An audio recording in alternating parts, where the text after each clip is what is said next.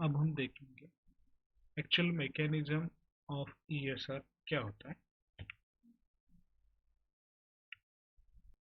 इसमें जो फर्स्ट दो स्टेप की रिएक्शंस हैं, स्टेप 1 एंड स्टेप 2। दो स्टेप में स्टेप वाइज प्रोसेसेस होते हैं। तो क्या होते हैं देखते हैं एक एक से। पहले स्टेप 1। स्टेप 1 में तीन इंपॉर्टेंट स्टेप होते हैं, जैसे कि attack of electrophile, carbocation formation, और ये जो रिएक्शन है step 1 slow reaction. Attack of electrophile, जो भी इलेक्ट्रोफाइल है अपना, जैसे कि यहाँ पे बताया गया है, यहाँ पर Y प्लस, ये जैसे ही इसके नजदीक आएगा यानी attraction between the electrons and electrophiles positive charge होगा, यानी अटैक ऑफ इलेक्ट्रॉन। जैसे ये एक दूसरे के डिस्टेंस कम होते जाएगा और नजदीक आएंगे, तो इसके इलेक्ट्रॉन्स इसके साथ फॉर्म करेंगे और यहाँ पर H और Y दोनों बन जाएंगे। उसके बाद क्या होगा, ये इलेक्ट्रॉन इधर जाने की वजह से इस कार्बन पर, टॉप के कार्बन पर क्या आएगा, पॉजिटिव चार्ज, जैसे यहाँ बताया। इस पॉजिटिव चार्ज, जैसे पिछली स्लाइड बार भी मैंने बोला कि इसके अंदर जो है रेजोनेंस की वजह से डिलोकलाइजेशन ऑफ चार्ज होगा, यानी कार्बोकैटायन का स्टेबिलाईजेशन। अब ये जो है यहाँ से यहाँ फॉर्म होने तक स्लो स्टेप, क्योंकि ये एक दूसरे के डिस्टेंस में। ओके, अब देखिए यहाँ पर जो कार्बोकैटायन इनका रीअरेंजमेंट भी होता है। कैसे होता है, तो देखिए ये पॉजिटिव से इलेक्ट्रॉन खुद की तरफ खींचेगा या इसकी तरफ जाएंगे, फिर पॉजिटिव चार्ज इस कार्बन पर आएगा। उसके बाद इधर वाला जो बाय बॉन्ड है उसके इलेक्ट्रॉन्स मूव होंगे, यहाँ पर फिर चार्ज ट्रांसफर होगा, फिर निकल जाएगा। यानी जो स्ट्रक्चर्स हमने रेजोनेंस के टाइम देखे थे 1 एंड 2, अगर y 1 रेजोनेटिंग स्ट्रक्चर्स के 1 पर अटैक हो रहा है तो प्रोडक्ट फॉर्म होगा 2। वी कैन नॉट से पर्टिकुलर। ओके, 2 में क्या होता है, रिमूवल ऑफ प्रोटॉन। जो प्रोटॉन रिमूव होता है वो बेस या आपका न्यूक्लियोफाइल, जो अदर न्यूक्लियो बेंजीन छोड़कर जो रिएजेंट में आएगा वो वाला, वो प्रोटॉन लेकर जाएगा सिर्फ। और इलेक्ट्रॉन रिलीज्ड इन रिंग, जो इलेक्ट्रॉन्स होते हैं जिसको भी प्रोटॉन बाइंड करता है, वो इलेक्ट्रॉन्स रिंग के अंदर रिलीज होंगे और वापस इसकी एरोमेटिसिटी रिफॉर्म होगी। और ये जो रिएक्शन है बहुत फास्ट है, जैसे ही प्रोटॉन अटैक करेगा साथ ही इसके इलेक्ट्रॉन्स अंदर चले जाएंगे, प्रोडक्ट विल बी फॉर्म। और बाय प्रोडक्ट के रूप में बेस प्लस हाइड्रोजन या न्यूक्लियोफाइल जो अदर रहेगा वो रिएजेंट बन जाएगा। पूरा प्रोसेस है, जो पांचों भी रिएक्शंस हमने देखे हैं या जस्ट हाईलाइट किए हैं, वो सब इसी प्रकार से होते हैं। इस फॉर्मेशन ऑफ आपका जो कार्बोकैटायन और रिमूवल ऑफ बेसिस पर थोड़ा सा डिफरेंस आएगा कि रिएजेंट के हिसाब से, इतना इसमें difference। देखते हैं वन बाय वन इन सभी रिएक्शन। ये सर, इसमें सबसे पहले आएगा आपका हेलोजिनेशन, और हेलोजिनेशन में फर्स्ट है ब्रोमिनेशन। तो ब्रोमिनेशन में benzene reacts with bromine in presence of ferric bromide, forms bromobenzene and byproduct HBr। Okay, ये ब्रोमीन ब्रोमीन इसका FeBr की वजह से सिमिलर टाइप सेम मैकेनिज्म है क्लोरीनेशन। इसमें भी सेम Cl2 रिएक्ट होगा FeCl3 की प्रेजेंस में, क्लोरोबेंजीन फॉर्म होगा और HCl एज ए। देखते हैं इसका मैकेनिज्म। FeBr3 की वजह से क्या होता है, जो ब्रोमीन Br2 है उसमें से पाई इलेक्ट्रॉन्स जो चले जाते हैं Fe की, इलेक्ट्रॉन जाने की वजह से फेरस के ऊपर नेगेटिव चार्ज और ब्रोमीन की वजह से एडाइट बन जाता है, जिसमें कि पॉजिटिव चार्ज ब्रोमीन पर, नेगेटिव चार्ज फेरस पर। और ये पॉजिटिव चार्ज जो है इलेक्ट्रॉन्स अट्रैक्ट कर कर ब्रोमीन रिलीज, क्या हुआ, यहाँ पर अटैक होगा कि यहाँ पर चले गए इलेक्ट्रॉन, अरे ब्रोमीन।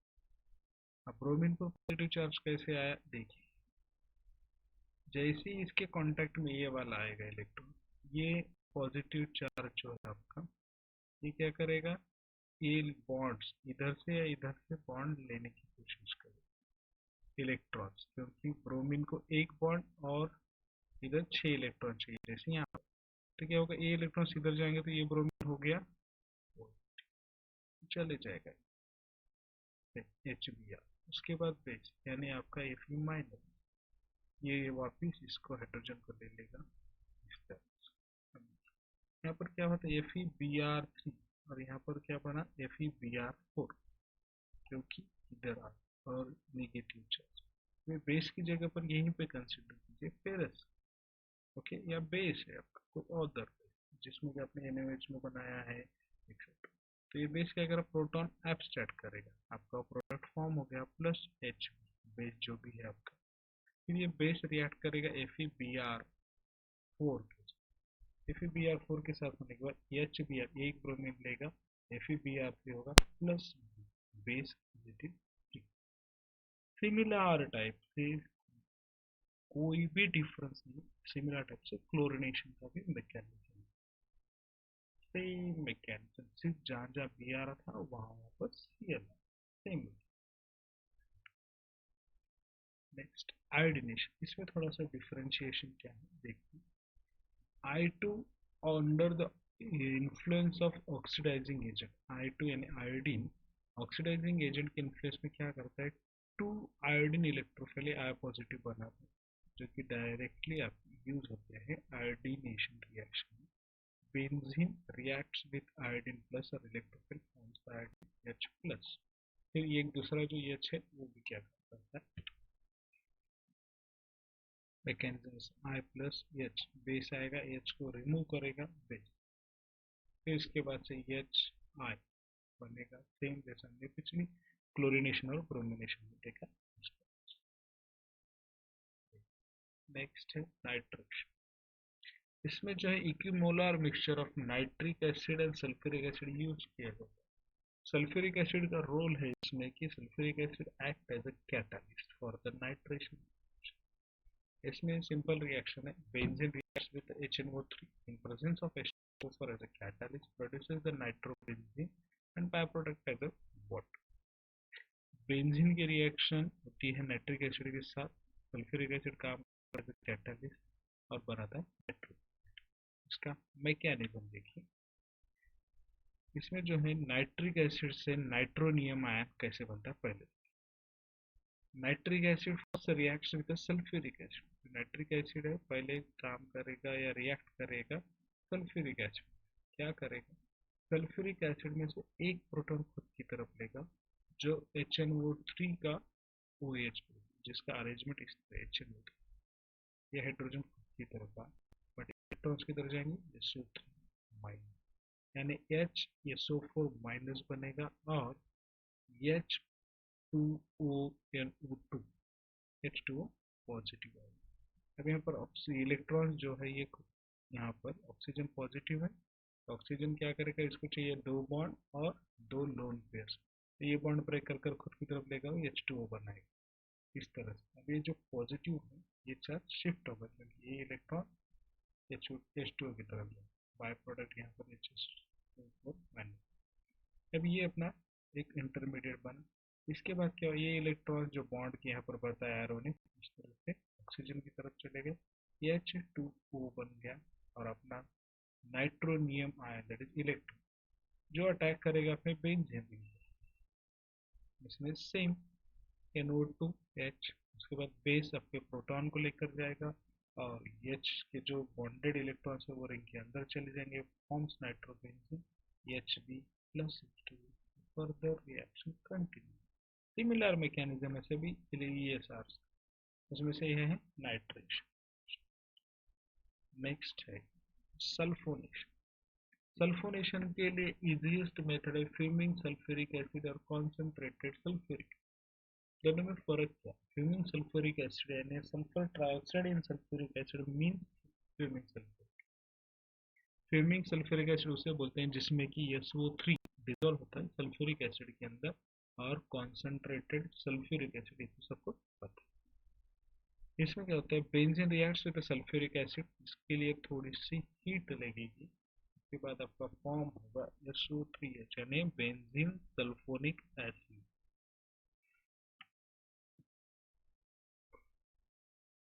इसका मैकेनिज्म, सल्फ्यूरिक एसिड H2SO4, इसके 2 मॉलिक्यूल्स यूज कर रहे हैं यहाँ पर for the mechanism. Same as that of the nitric acid का जो नाइट्रेशन रिएक्शन उसमें एक मॉलिक्यूल सल्फ्यूरिक एसिड क्या करता है, दूसरे मॉलिक्यूल से एक प्रोटॉन लेता है इस तरह से, जिसमें से फिर H2O रिमूव और फॉर्म करेगा आपका HSO4 माइनस और ये H2O आपका ये प्लस HO, यहाँ से जो बना HSO4 माइनस, ये H2O रिमूव होने के लिए क्या लगेगा HSO3 plus plus H2, same mechanism as that of the nitration, HSO3 plus, इसके बाद SO3 प्लस H3O प्लस, ये इंटरमीडिएट रिएक्शन। उसके बाद जो HSO3 प्लस ये वाला act as electrophile which acts on a attacks on a benzene ring, ये क्या करेगा HSO3 बेंजीन पर अटैक करेगा, बेस प्रोटॉन को अपसेट करेगा, इलेक्ट्रॉन रिलीज करेंगे और आपका फॉर्म होगा बेंजीन सल्फर। आपको ये याद करना जरूरी है कि H2SO4 का स्ट्रक्चर, अगर आप नाइट्रेशन और सल्फोनेशन देखेंगे तो सेम रिएक्शन है दोनों में, सिर्फ यहाँ पर नाइट्रेशन में नाइट्रिक एसिड लीजिए, सल्फोनेशन में सल्फ्यूरिक एसिड, बाकी सब सिमिलर। देखिए next reaction Friedel Crafts acylation. Friedel Crafts acylation को फ्रीडल क्राफ्ट या असाइलेशन क्यों नाम, Charles Friedel and James Crafts, इन दो साइंटिस्ट ने इसका डिस्कवरी किया, इसलिए इसको फ्रीडल क्राफ्ट असाइलेशन बोलते हैं। इसमें जो रिएजेंट यूज होता है वो होता है एसिड हैलाइड्स और एसिड अनहाइड्राइड्स। इसमें जो इलेक्ट्रोफाइल के जरिए काम करते हैं, इलेक्ट्रोफाइल जो काम करता है उसे बोलते हैं एसिलियम आयन, और एल्यूमिनियम ट्राइक्लोराइड इसमें एज अ कैटलिस्ट यूज होता है। फ्रीडल क्राफ्ट असाइलेशन दो रिएजेंट के जरिए काम करता है, एक है एसिड क्लोराइड आर सी, और कोई होमोलॉगस सीरीज आएगी CH3 C2H5 C3H7 और एन एसिड अनहाइड्राइड जिसमें होगा RCOO या RCO twice bracket twice aluminium trichloride as a catalyst in presence of water और एक्वेस रिएक्शन। इसके बाद फॉर्म होगा आपका, अगर यहाँ पर H आया तो अल्डिहाइड, अगर R आया तो कीटो, फिनाइल अल्काइल कीटोन और बेंजाइल। देखते हैं इसका क्या फ्रीडल क्राफ्ट असाइलेशन का मैकेनिज्म। इसमें जो है acid chlorides RCOC attacks on aluminum trichloride forms an acyclium R plus C plus double bond और RCO, तो ये क्या होगा आपके बेंजीन रिंग पर अटैक करेगा, ये पहला RC प्लस तरह से, फिर ये H रिमूव हो जाएगा, आपका अल्काइल फिनाइल कीटो, अल्काइल फिनाइल कीटो। तो फिर अब ये प्रोडक्ट फॉर्म होने का जो एल्यूमिनियम टेट्राक्लोराइड बना है उसका क्या रिएक्शन, एल्यूमिनियम ट्राइक्लोराइड, ये जो आपका आर जो प्रोडक्ट बना है वो क्या होगा, एल्यूमिनियम ट्राइक्लोराइड के साथ रिएक्ट हो गया जो ऑक्सीजन, फिर positive charge on oxygen negative charge on aluminium, उसके बाद 3 वाटर मॉलिक्यूल का एक्वियस रिएक्शन। तो RCO को स्टेबल करने के लिए जैसे आप वाटर के साथ रिएक्शन होती है तो ये जो प्रोडक्ट है आपका वो प्रिसिपिटेट होना शुरू हो जाएगा, aluminium hydroxide dissolves in water plus 3 जो ये 3 HCl ये फिर यहाँ पे बनेंगे और हाइड्रोक्साइड इधर चला जाएगा, इस तरह से ये बन जाएगा आपका प्रोडक्ट फ्रीडल क्राफ्ट। नेक्स्ट है Friedel Craft alkyl, similar as that of the acylation. इसमें भी सेम है, इसमें तो इजीएस्ट रिएजेंट यूज किया है benzene plus alkyl halides in presence of alkyl trichloride form the benzene alkyl, यहाँ पर यानी आप इसमें जो बोलना है अपने को अल्किल बेंजीन यानी जो सब्स्टिट्यूएंट आपका अल्किल बोल रहे हैं। मैकेनिज्म क्या है इसमें, आपका जो अल्किल हैलाइड है वो रिएक्ट करेगा एल्यूमिनियम ट्राइक्लोराइड से, क्लोराइड खुद की तरफ लेगा R प्लस AlCl4, फिर ये जो R प्लस है वो आपके बेंजीन रिंग पर अटैक करेगा, ये H निकल जाएगा, फिर बेस आपका प्रोटॉन लेकर जाएगा, इलेक्ट्रॉन जो है बेंजीन रिंग के अंदर जाएंगे और रिंग वापिस फॉर्म होगा। इस तरह से आपका फ्रीडल क्राफ्ट। लिमिटेशंस क्या है फ्रीडल क्राफ्ट अल्काइलेशन, देखते हैं one by one. Poly substitution, इसमें अगर अपन अल्काइलेशन करते हैं फ्रीडल क्राफ्ट का, तो जैसे ही आप फ्रीडल क्राफ्ट अल्काइलेशन करेंगे तो मोनो सब्स्टिट्यूशन पर रिएक्शन को स्टॉप करना मुश्किल जाता है। क्यों?